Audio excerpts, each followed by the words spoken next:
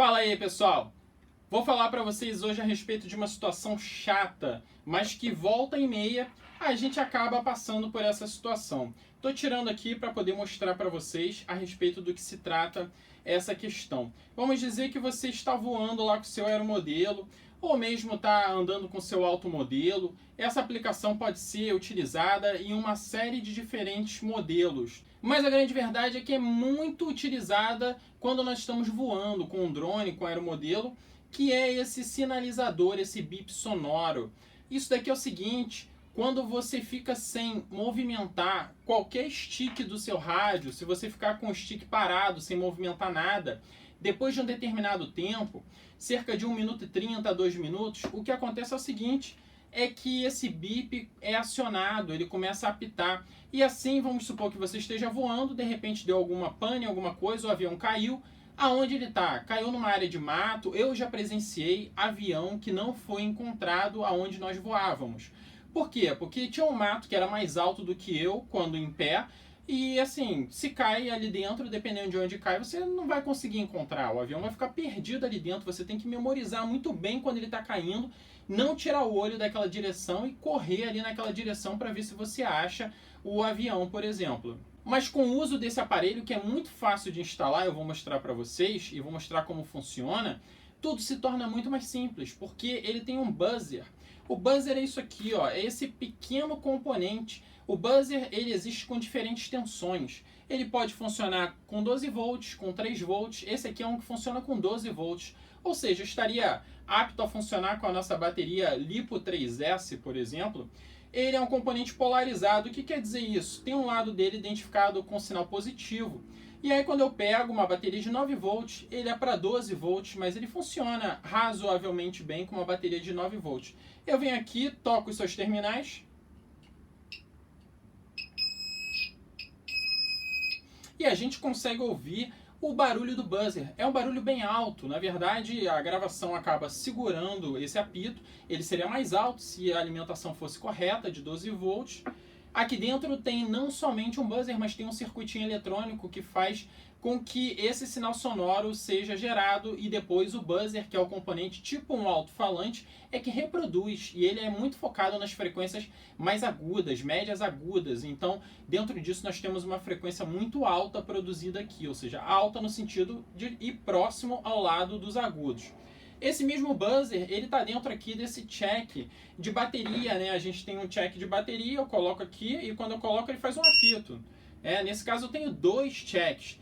E o bacana disso aqui, né, alguns não sabem, mas você pode deixar durante o voo ou durante o momento que você está andando com o seu carrinho, barquinho, qualquer coisa, porque quando a bateria atinge um nível que ele considera crítico, automaticamente ele começa a apitar. Ele faz pi, pi, pi, e daí tem como você, mesmo voando, quando nos momentos que você passa próximo a você, acima de você, você consegue ouvir esse apito, e aí você sabe que a bateria está baixa e é a hora de você fazer o pouso do seu aeromodelo, ou voltar com o barco, o navio, o carrinho, o que for, tá bom?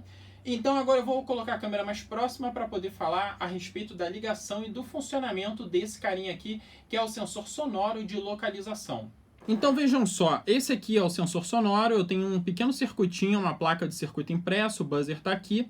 Tenho 2 terminais, sendo que esses terminais, um deles é o macho e o outro é o fêmea, aonde a gente precisa ligar algum dispositivo nesse lado aqui. Qual é o dispositivo? A gente tem que ligar um servomecanismo. Digamos que seja um avião. Se é um avião, você está quase a todo momento, você está fazendo curvas, você está utilizando o leme e também o aileron. Então, você pode colocar, por exemplo, no leme. Digamos que esse seja o servo do leme. Ou se você não utiliza tanto o leme para fazer curvas no ar e você utiliza o aileron, você coloca ele aqui. Ou seja, esse aqui seria o servo do aileron, aonde você vai obedecer corretamente. Esse aqui é o negativo. Você vai pegar o lado negativo do servo, ou seja, assim. E você vai conectar aqui em série, porque você vai atravessar esse circuito aqui do buzzer.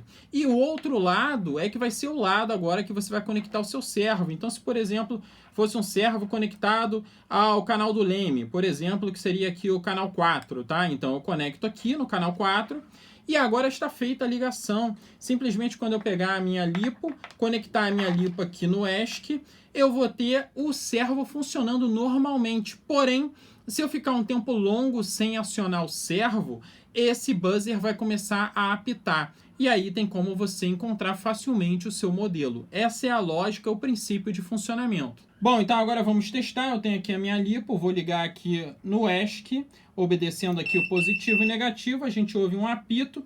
Eu posso ver, ó, meu servo está funcionando perfeitamente. Aqui é o servo do Leme, olha só. Do Leme no aeromodelo, está funcionando. Porém, quando eu fico um tempo grande sem mexer aqui nesse stick, o que vai acontecer é que esse buzzer vai começar a apitar. Ou seja, significa que o meu avião caiu, por exemplo, eu estou sem manipular os sticks e em virtude disso ele começa a apitar para que seja fácil indicar a localização, aonde o meu aeromodelo, por exemplo, caiu. Bom, aqui a gente pode ver que o buzzer está apitando. Quando eu venho aqui, ó, e abafo por onde sai o som, a gente pode ouvir perfeitamente. Como parar esse apito? Simplesmente mexendo o stick. Veja só, vou deixar apitar, vou mexer o stick aqui que está ligado, que é o stick do Leme, e a gente vai ver que ele vai parar de apitar. Vamos lá.